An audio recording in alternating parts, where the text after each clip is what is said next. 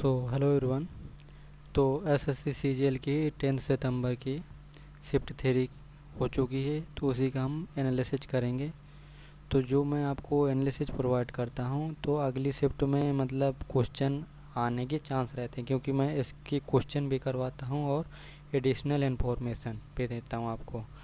तो ना ज़्यादा लॉन्ग वीडियो बनाता हूं मैं कि बहुत ज़्यादा 30-40-50 मिनट की बना दूं जिससे आपका टाइम वेस्ट हो। तो मैं 10 से 15 मिनट की वीडियो को ट्राई करता हूं कि 10 से 15 मिनट की वीडियो हो जाए।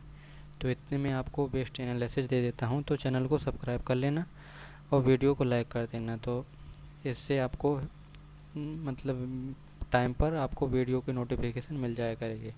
तो चलिए फिर स्टार्ट करते हैं जो क्वेश्चन आए हुए हैं, जिसमें से पहला क्वेश्चन है हमारा कि 1913 में साहित्य का नोबेल पुरस्कार कैसे मिला। देखो 1913 में मिला था रविन्द्रनाथ टैगोर को। ठीक है, ये अब पूछे कि किस मतलब रचना के लिए, तो यह गीतांजलि के लिए कृति के लिए मिला था रविन्द्रनाथ टैगोर को। ठीक है, अब जैसे नोबेल पुरस्कार आया है, तो नोबेल पुरस्कार की शुरुआत पूछ सकता है कि नोबेल पुरस्कार कब से शुरू हुआ। तो नोबेल पुरस्कार जो शुरू हुआ 1901 से। ठीक है, 1901 से शुरू हुआ। इसका शुरुआत जो किया था अल्फ्रेड नोबेल ने, इस अपने नाम पे शुरुआत कर दी थी अल्फ्रेड नोबेल ने, तो ऐसे याद रखना आपको। तो अब जो ये मतलब जैसे अब पहला पूछ दिया कि जैसे भारतीयों में, तो लास्ट वाला भी पूछ सकता है।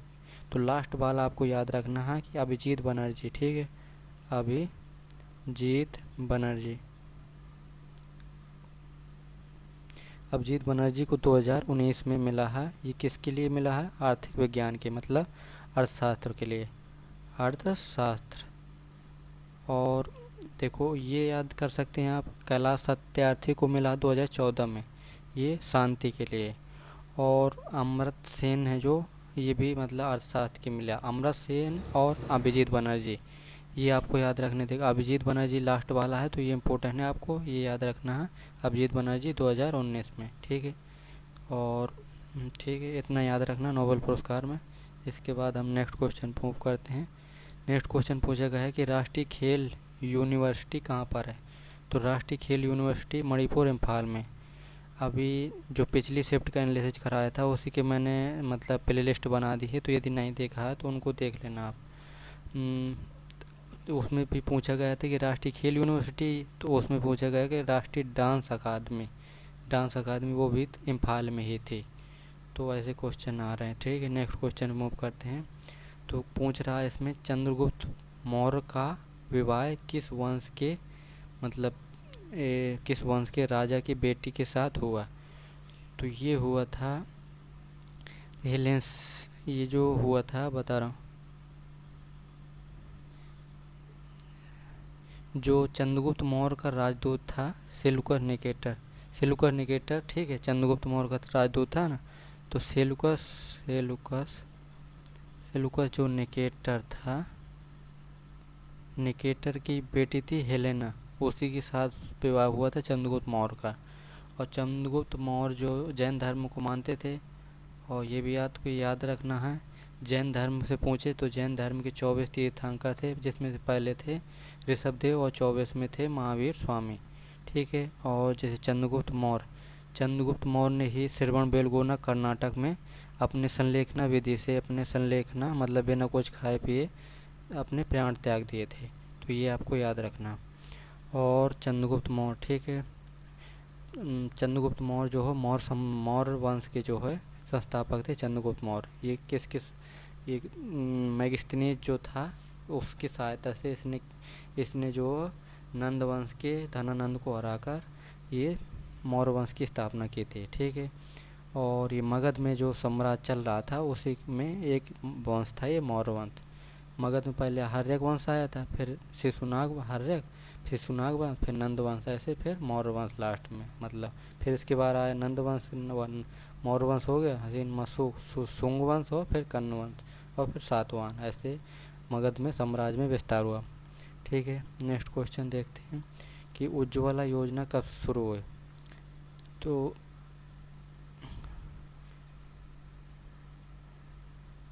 उज्ज्वला योजना जो शुरू हुई थी 2016 से। ठीक है, 2016 से बलिया से स्टार्ट हुई थी यूपी का स्टेट डिस्ट्रिक्ट है बलिया।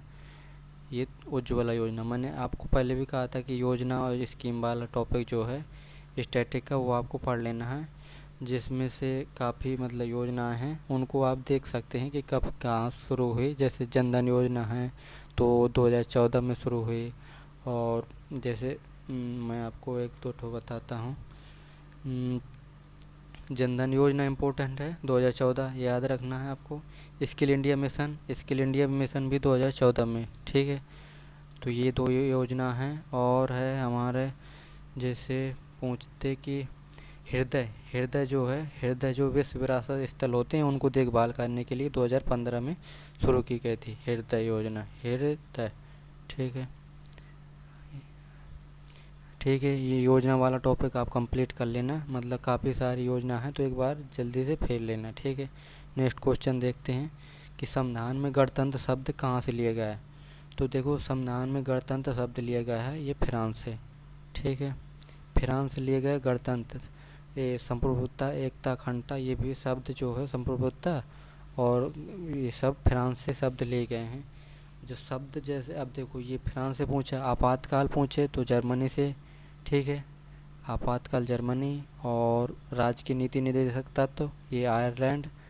और ये आपको याद रखना है कि मौलिक अधिकार अमेरिका से, मौलिक कर्तव्य जो है रूस से, और पंचवर्षीय योजना रूस से। ऐसे राष्ट्रपति का पद याद रखना है, आपको कमेंट में बताना है कि राष्ट्रपति का पद कहाँ से लिया गया है। उपराष्ट्रपति का पद जो लिया गया है अमेरिका से, ठीक है। और संविधान संशोधन जो लिया गया है दक्षिण अफ्रीका से, ये याद रखना आपको। बैंक के पास देनदार से ज़्यादा पैसे हों तो उसे क्या बोलते हैं। तो बैंक के पास देनदार से ज़्यादा पैसे हों तो उसे क्या बोलते हैं। इसका आंसर या फिर क्वेश्चन मतलब ऐसा है कि मतलब कंफर्म नहीं हो पाया है इसका आंसर कि मतलब क्या है। तो इसको मैं पीडीएफ में मतलब इसको मतलब देख के डाल दूँगा, तो आप पीडीएफ में देख लीजिएगा, ठीक है। नेक्स्ट क्वेश्चन देखते हैं कि एमजी संगीत पुरस्कार जो है किस राज्य द्वारा प्रदान किया जाता है। तो एमजी संगीत पुरस्कार जो है ये दिया जाता है कर्नाटक संगीत द्वारा, ठीक है।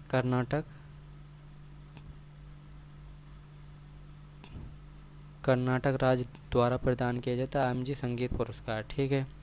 ये संगीत के, अब देखो संगीत है तो संगीत के क्षेत्र में ही दिया जाएगा, तो जो उत्कृष्ट प्रदर्शन करता है संगीत में उनको ये पुरस्कार प्रदान किया जाता है, ठीक है। नेक्स्ट क्वेश्चन देखते हैं कि भारतीय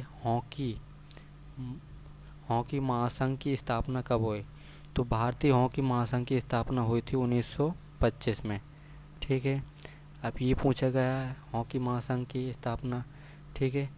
और इससे पूछा जा सकता है कि 1927 में ही हुई थी किसकी वाला, ये हुई थी अंतर्राष्ट्रीय नहीं भारतीय ओलंपिक समिति, ठीक है। अंतर्राष्ट्रीय ओलंपिक समिति अभी पिछली शिफ्ट में पूछ चुका है, 1894 में हुई थी, ठीक है। 1894 में हुई थी अंतर्राष्ट्रीय ओलंपिक समिति, 1927 में भारतीय ओलंपिक समिति। तो भारतीय ओलंपिक समिति के पहले अध्यक्ष थे सरदुराव जी टाटा और अभी हैं पीटी ऊषा, ठीक है। पीटी ऊषा, ये आपको याद रखना है, ठीक है। नेक्स्ट क्वेश्चन पे मूव करते हैं। कह रहे सांक्यन पर्व जो है किस राज्य द्वारा मनाया जाता है। सांक्यन फेस्टिवल जो है ये है अरुणाचल प्रदेश, ठीक है। अरुणाचल प्रदेश की जैसे लोसुंग और ड्री महोत्सव और सांक्यन, ठीक है, पूछ लिया ये। और एक मोनपा जनजाति तो द्वारा लॉयन एंड पीक डांस भी अरुणाचल प्रदेश द्वारा मनाया जाता है। और हाँ, बस आपको इतने याद रखने हैं और ठीक है। नेक्स्ट क्वेश्चन मूव करते हैं। The discovery of India. तो डिस्कवरी ऑफ इंडिया लिखी है जवाहरलाल नेहरू ने, ठीक है, जवाहरलाल नेहरू ने। ये पुस्तक एक पुस्तक आ रही है, तो पुस्तक वाला टॉपिक आपको मतलब जो भी मतलब जो मेन आपने पहले पुस्तक पढ़ी होंगी तो उन्हीं को रिवीजन करते जाना है। जैसे पिछली वाले में पूछा था, हाँ वो किसकी, राजेंद्र प्रसाद की नहीं पूछी गई। तो राजेंद्र प्रसाद की इंडिया डिवाइडेड, महात्मा गांधी की है ये सत्य के साथ मेरे उपयोग मतलब। और दादा भाई नौरोजी के हैं, दादा भाई नौरोजी की आपको कमेंट पर बताना है। और freedom in exile Dalai Lama, long walk to freedom Nelson Mandela. और गोल है major Dhyanchand, dream form my father है बराक ओबामा। ये आपको याद रखनी है, पुस्तक पूछी जा सकती है, ठीक है। दुनिया की सबसे चौड़ी नदी पूछा है तो ये हो जाएगा हमारा अमेजन नदी, ठीक है। सबसे लंबी नदी दुनिया की तो वो है नील नदी। और भारत की पूछे तो भारत की गंगा, जिसकी लंबाई कितनी है 25। गंगा कहाँ से निकलती है तो गंगोत्री है, हिमनद से, गंगोत्री ग्लेशियर से निकलती है। यमुना पूछे तो यमुना जो है गंगा की सहायक नदी है और यमुनोत्री ग्लेशियर से निकलती है। और ठीक है, यमुना गंगा की सबसे बड़ी सहायक नदी है यमुना, ठीक है। आपको इतना याद रखना। नेक्स्ट क्वेश्चन देखते हैं कि पिछले 15 वर्षों में किस राज्य की बेरोजगारी दर जो है सबसे कम है। तो पिछले जो है 15 वर्षों में किस राज्य की बेरोजगारी दर आप में बताना है कि किस जो राज्य है तो वो हो जाएगा हमारा छत्तीसगढ़, ठीक है। छत्तीसगढ़ जो राज्य है हमारा, वो बेरोजगारी दर उसमें पिछले 15 वर्षों में सबसे कम मतलब दर रिकॉर्ड की गई है, ये याद रखना है। और देखो जनगणना से अभी क्वेश्चन नहीं आया है, तो जनगणना की शुरुआत देखो, जनगणना 1972 में लॉर्ड मेयो के समय, और फिर 1981 से पूर्ण रूप से जनगणना शुरू हुई रिपन के समय में, ठीक है। और 2011 की सेंसस को आपको सही से कंप्लीट कर लेना है कि मतलब इसमें साक्षरता दर और ये कितना साक्षरता दर देखो 74.04, ठीक है 74.04। और ये था पूरा साक्षरता दर भारत का, ये याद रखना है। जिसमें से मतलब सबसे साक्षर राज्य है जो केरल है, और सबसे कम वाला जो है केरल, ये याद रखना है, ठीक है। नेक्स्ट क्वेश्चन पे मूव करते हैं। झारखंड और छत्तीसगढ़ में भूस्खलन के कारण क्या हैं। तो भूस्खलन के कारण झारखंड और छत्तीसगढ़ में ये खनन गतिविधियां हैं, तो ये याद रखना आपको। अब जो हमारे क्वेश्चन होते हैं वो ख़त्म। तो मैं आपको बता दूं, आपको देखो योजना जो है पंचवर्षीय योजना देखो पढ़ लेना, ठीक है। और ये वाली योजना है जैसे जनधन योजना, ये वाला आपको टॉपिक कंप्लीट करना, पुस्तक पढ़ते जाना, मतलब पुस्तक आ रही हैं तो पुस्तक रिवीजन करते जाना है। और जो आपने पहले पढ़ा है पॉलिटी तो रिवीजन करना है, क्योंकि 2 क्वेश्चन उससे पक्के हो जाएंगे। 3 क्वेश्चन आ रहे हैं पॉलिटी से, तो आपने जो पहले पढ़ रखा है उसी को आप बार बार रिवाइज करिए जब तक आपका एग्ज़ाम नहीं हो जाता। और आप हो सके तो मतलब आप अपना ये बताना है आपको कि आपका एग्ज़ाम कब है और किस मतलब शिफ्ट में। तो थैंक यू, फिर मिलते हैं जब नेक्स्ट आप कल जो शिफ्ट होगी फर्स्ट का एनालिसिस देखेंगे हम। तो चैनल को सब्सक्राइब कर लेना और वीडियो को लाइक कर देना। यदि कुछ थोड़ी बहुत भी आपकी हेल्प कर पा रहा हूँ मैं तो चैनल को सब्सक्राइब कर लेना। Thank you.